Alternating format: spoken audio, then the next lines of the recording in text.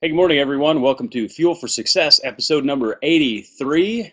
We're here live in beautiful St. Louis, Missouri. I'm excited about everything that's going on, Matt. And we're, of course, here for Mission 25. This is Fuel for Success 83 Friday. So we'll talk about family and relationships if possible. We're a little bit excited about Mission 25, so we may talk a little bit May about end up that. talking about Mission 25 a little bit, Mike, but needless to say, it's good to be together. We always love when we can be together in our live shows. Go ahead and click that X there so we can see that. Always love being together. Oh, never mind. Always love being together. Just tell me how to I'm run telling that them how to run technology. produce here.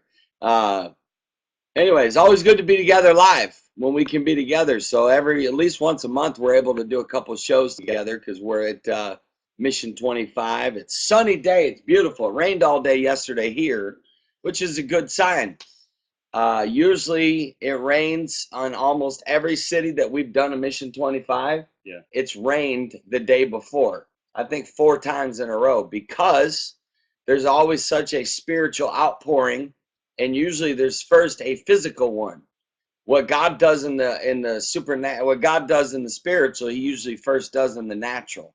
So I'm excited about what's going to happen this weekend with Mission 25, St. Louis. We stayed up till too late last night. About 3 o'clock. And then chatted even more in the room. And next thing you know, but we were just up talking about ways to expand Mission 25, reach more people, serve more people, get more people out there in this missions movement. Right. You know, the direction we're heading is we don't want people just to attend a missions trip. We want them to attend a missions trip and go home and start a Mission 25 in their community, Right, and live it as a lifestyle. Tell us a little bit about that. Well, you touched on a key fact there with lifestyle, and our goal, one of our visions of Mission 25, is to really inspire people.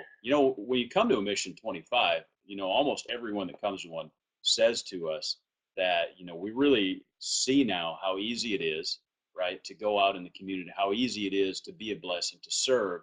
We see how easy it is to really be the hands and feet of Jesus, and they're inspired, and that's part of our vision, is to inspire people to take on a lifestyle. And our friend, Brother Shane, said it really well last night. Shane Spillers, he said, um, it's not just an event thing; it's a lifestyle. Lifestyle. So he's back in Alabama after Mission 25 that he and his wife and his youth group came to in Nashville.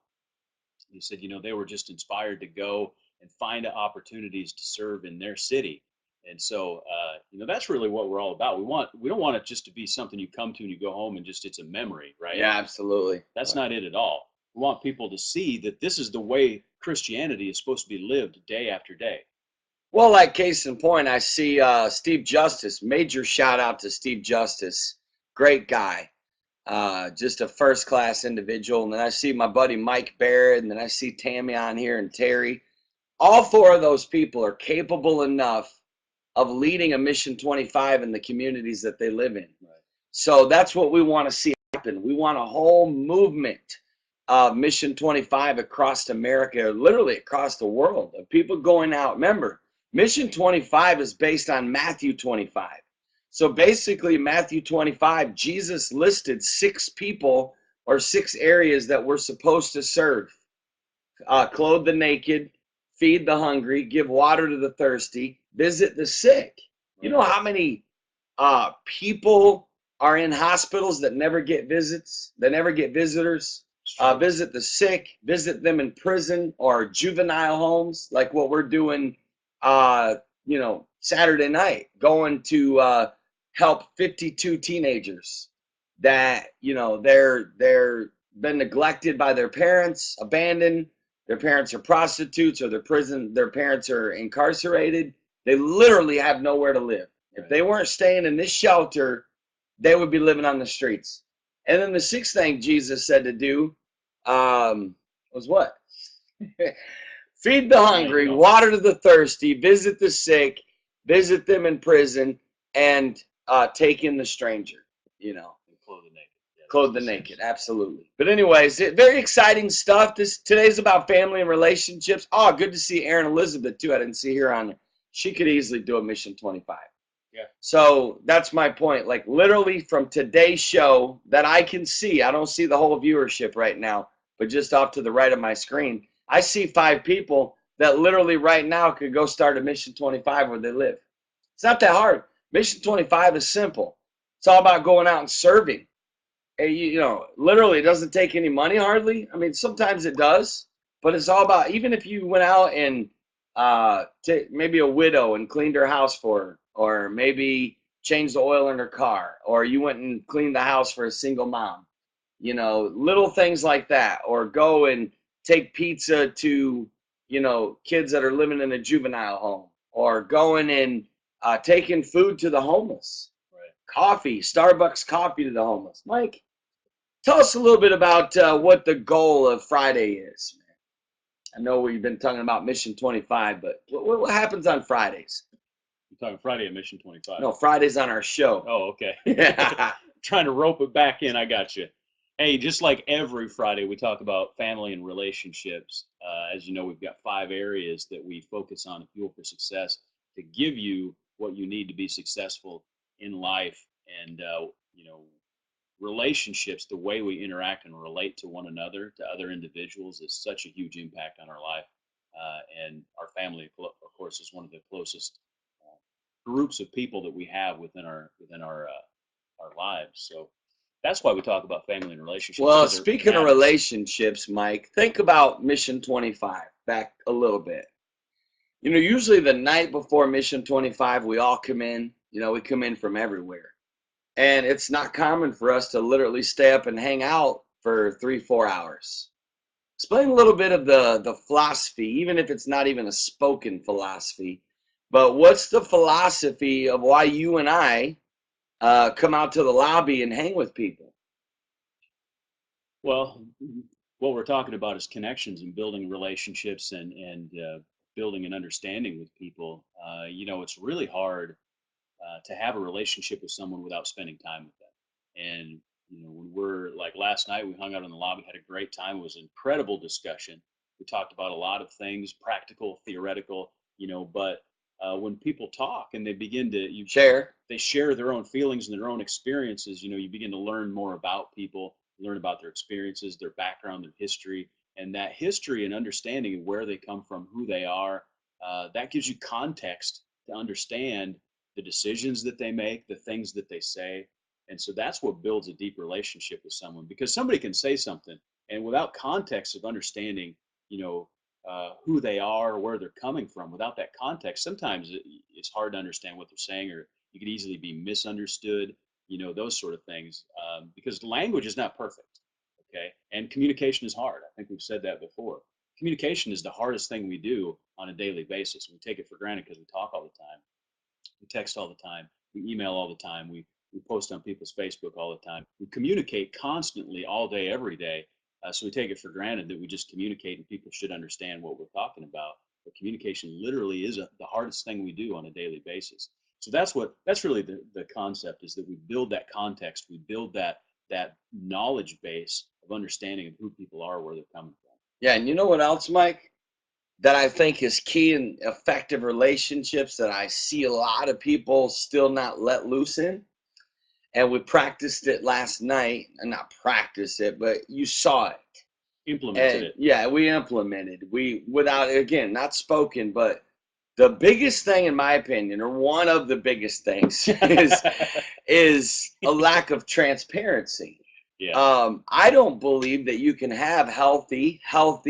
Here's what we're after. Okay, this is our relationship show.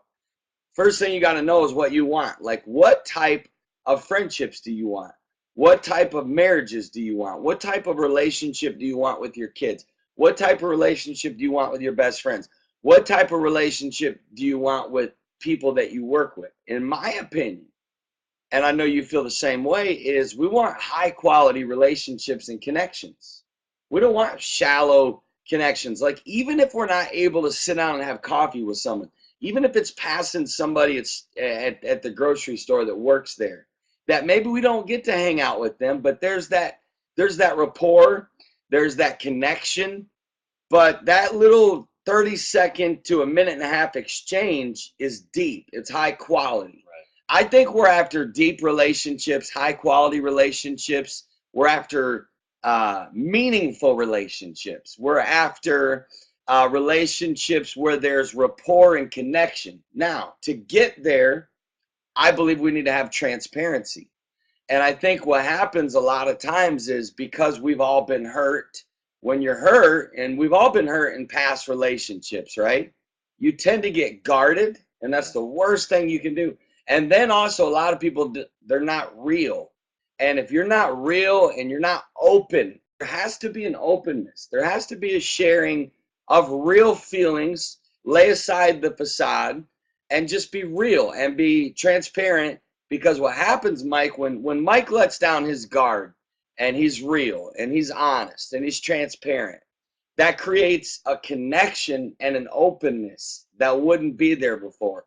Somebody last night shared a struggle, you know, and it was open, right? It was, but it wasn't a weird moment. It wasn't, oh my God, I can't believe this. There was now a deeper connection because of that transparency and that openness. So let's suppose someone's watching this show today and, you know, they struggle being transparent or open because they're afraid that someone's going to hurt them again, you know, or they're afraid someone's going to think less of them. Like a lot of times we don't give our real feelings. We don't share our hearts. We gotta start going heart to heart. Yeah. You know, we gotta get our relationships out of here down to here. We've got to start going. We got to bring back that loving feeling. You know what I mean? We got to bring back that openness. We should sing it. Yeah, let's sing it. You wanna? How does it go? Bring back. You lost that love. Yeah, you lost that love and feeling. There you go. We're not singing it. No. We actually want people to watch. Carol's screaming, so at least I got her attention. Sorry. Sorry. Sing it, Carol. Sing it, Carol. Been feeling. I don't think they can hear you louder. Anyways, Carol's singing, but she said no. My point is, Mike, my son's phone's ringing. Yeah. Anyway, guys, my point is, if you want effective relationships and connections with people, you have to be open. You have to be transparent. You have to be, you have to go heart to heart. You have to share. You have to share your feelings and not see a lot of times, and men struggle with this. Men tend to be fact oriented in their conversation. We tend, like women, as you know, ladies, when they share their experience to the grocery store, it takes an hour. Like we're like, yep, went and got it, and that's all what we I got. feel like. That's how long it yeah, took. Here's where I parked. barely do we even share that much. It's like, yeah, we just got back from the store. Yeah. Ladies want to know, you know, how long did it take you to get there? Did you see any animals on the side of the road? You know, how fast did you drive? How to make you feel? How to make you feel? You know, was the line long? You know what I mean? Were they out of eggs? You know, everything. They want just in there's got to be a balance there. Well, maybe that's another show. But my point is, my friends, we've got to stop being so matter of fact in our connections with people, especially the ones we want to build relationships with. There's got to be more feeling. There's got to be more emotional connection. How we get there is transparency, it's openness. I said all that to ask you, in your opinion, if someone's afraid, or maybe someone's not driven that way, they're not open, they're not expressive, what would you tell them? Because you got to get there. If you're going to have deep, meaningful relationship, it's got to be transparency and openness. How do you get there, man? Well, I think that, first of all, you settle it in your mind that the benefit of creating open and honest relationship far outweighs the risk. Ooh, that's a good one. And you really need to get that like in your spirit. Like, you know, it's going to be, your relationships will be that much more fulfilling. And then my advice would really be to intentionally find safe situations to place yourself in. Ooh. And create a practice. Safe people, you're saying? Yeah, around safe people, safe, you know, situations with some wisdom, because, you know. Give an example. I like examples. A bad example would be you're in a group setting with like 30 people that you mostly know the people, or maybe you know all of them. but the odds of all 30 people being safe or all 30 people being accepting at that moment is pretty low. So a smaller group, a smaller size group of people that you know well, creates a safer environment. And the context of the environment has a great example. So for example, um, last night we actually sort of created a safe environment by asking questions. Yeah. And questions are a great way to get people to open up. If Well, they're the best way. Yeah. I mean, they're the only way. If you don't, go ahead. I love Mike. So we're just tight like that. Elizabeth asked a good question. So Yeah. what about guarding your heart? Shouldn't we guard our heart at times? The answer is yes and no. Yes, you should guard your heart because you don't want to let everybody get you. You can't go intimate with everybody. You can't Right. you can't develop deep, intimate, close relationships with everybody just because of the time factor, the energy factor, the emotion factor. So guard your heart, but don't still be an open person. Still be, there's people that I can't connect with because of time, but my heart is still open to them. If I see them on Facebook or I see them at a conference or at the mall, there's still, even that's, I may see someone once a year. You know what I mean? When I see them, there's like, hey, it's so good to see you. I'm not guarded to them. The people we need to be guarded to, Aaron, and in my opinion, are unsafe people. People that you don't trust. People that you don't feel like they're real. You feel like maybe they're gossipers. Like if I get around a gossiper, it's like tight lip, guarded heart. You know what I mean? Because a gossiper can destroy you in a heartbeat. That's my take. You got a different take on Aaron's question? I think it again comes back to the context of the situation that you're in, understanding the people that you're around. And what I was going to say, I think kind of plays into this, creating those or intentionally finding those situations to open yourself up to sort of test the waters.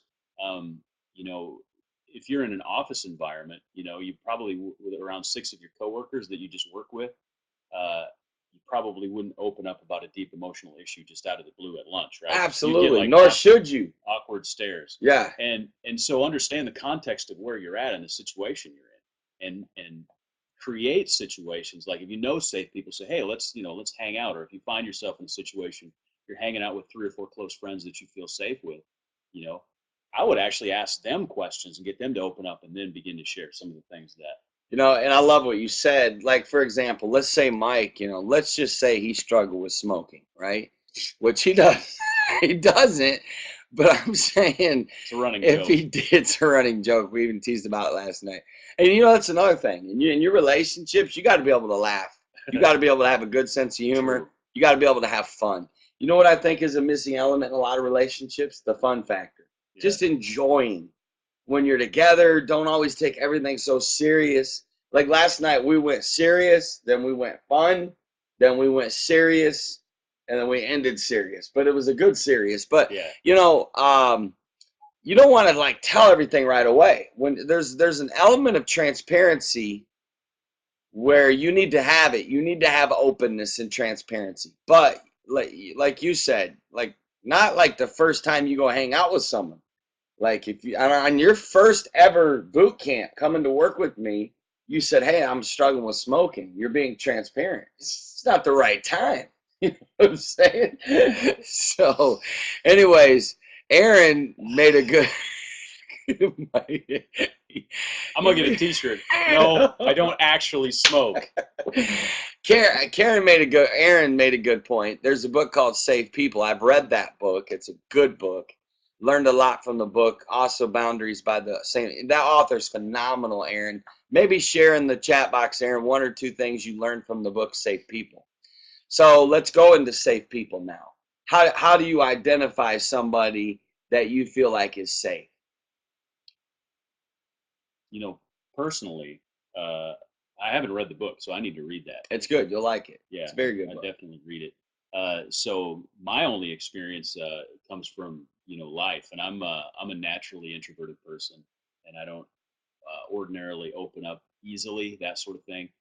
For me, I think the the technique, I guess, that I developed or whatever over time really is a biblical principle. It says try the spirits, and it's really just, you can take something that's not terribly valuable and set it out there and see what happens with it, Test and the waters. test the water, and see how people react. And that's something that I think you should do intentionally. But I think also, and here's for me, it actually comes pretty easy because I naturally can read people pretty well. Not everybody has that, and so for them, I think that, which is probably why I've never read the book, because I don't think I've ever really needed to. It's not one of those problem areas in my life. So for me, it just came naturally. But I think for people that it doesn't come naturally, that's a good way. Test things. Give them something that you can track. To see how they handle some openness, but not complete openness. You know what I mean? Sort of a progressive opening to people to see how they handle your inner feelings. And if they trump them, then you're obviously not safe. Yeah, absolutely. That's true. And it doesn't mean that, again, you don't want to become the person, no matter how many times you've been burned. You don't want to develop negative perceptions about relationships. Like, case in point, let's go real life here. Someone that lived through an affair, that where you were the victim, hate that word, but you were a bad circumstance of an affair, right? Right. I've literally seen it destroy the rest of someone's life because they never got past it. They stood like, they viewed every man as a pig, or every lady as a whore. They Right. literally developed such negative. Same thing can happen about preachers. As someone has a bad experience with a preacher, or a bad experience with someone in the church, and now all of churches. Right. It's bad to get that way. It's bad to say all men are this, or all ladies are this. You can't do that. We're all going to be burnt at some time in our life. It's like, we deal with human beings that are imperfect people, and you cannot develop this, because at the end of the day, you can't have, there's no way you can have a good life without good relationships. There's just no way. It's true. So you don't want to become this person that's like so guarded and so like distant from everybody because you don't trust people. Like, when you say I don't trust people, that's bad. It's bad to say that, believe it or not. That's revealing to me you're not emotionally whole. I trust people. I don't trust everyone, but I trust people because there's still good people out there. And that's my point, So get healthy mentally and emotionally so you can have higher quality relationships. Okay, Al's asking a good question, Mike. I'm having a hard time seeing it. That's actually a good one right there. So what do you do when you get around people who start asking personal questions that you don't want to share with them? That's good. Maybe you can answer that, because I tend to ask the personal question. You tend to. Right on the spot. Right on the spot, especially when it's awkward and difficult. Yeah, right. Like right on the show. Yeah, for example. Yeah, that is a great question, and there's a couple of things that you can do. Again, it depends a lot on context and where you're at, but I I would almost, it would be very difficult for me to get to the place where I would say something like, you know what, I don't really want to talk about that. Um, I just don't really go there. I would deflect personally because that's Ooh, my personality. show us how to deflect effectively. I would answer the question without answering the question.